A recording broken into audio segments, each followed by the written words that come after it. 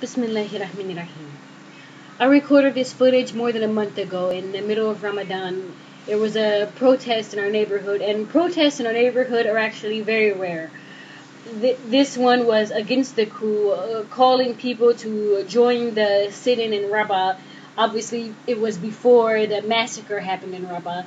And at the time, I thought this would be an opportunity to speak about the merits of Morsi, which are largely ignored.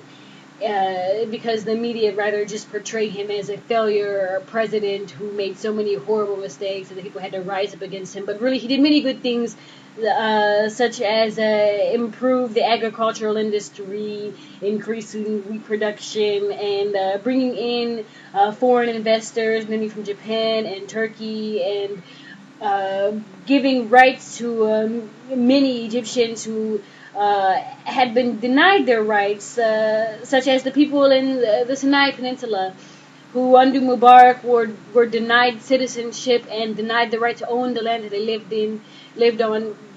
But Morsi gave them those rights, and now since the coup, all of that has been taken away from them. So of course you see so much anger coming from people in Sinai. And then I thought I'd speak about the illegitimacy of the coup itself. And of course, the people who support the coup, they want to claim that, oh no, it wasn't a coup, it was a popular uprising, it was a second revolution. It was, if you're going to call it a coup, call it a popular coup, but really it wasn't a coup at all, because we were the vast majority of Egyptians who went out on June 30th against Morsi, and they cannot prove this, because the areas in Cairo that they filled could only hold 1-2 million people, and they claim it was 33 million people fitting in a space that was physically impossible to fill with that many people. And maybe the reason they want to say 33 million is because they want to outnumber the 32 million who was the highest voter turnout in the 2012 parliamentary elections. And of course they have their petition of 22 million signatures before that, calling for the removal of Morsi. But no one has bothered to really check this petition. And public figures have actually gone on television and said that they have signed the petition multiple times and had told others around them to sign it multiple times, and they say this proudly on television, so that in itself invalidates the petition. Add to that the claim that the 2011 revolution was hijacked from the very beginning, based on their idea that it was a mistake to have the president before the constitution. But at that time the military was in power, and the military had said, we will have a vote.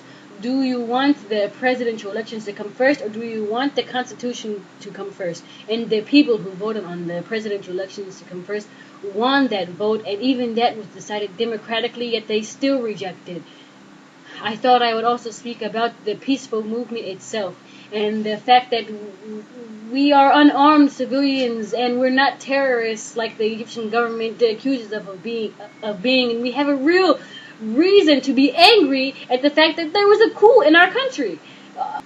As well, I was going to speak about how the coup in Egypt has affected other Arab countries in the region, such as Tunisia, such as Syria. Of course, if Sisi can get away with the massacre he committed on these people in Rabat, then Assad feels comfortable thinking that he can get away with committing a chemical massacre on the people in Syria.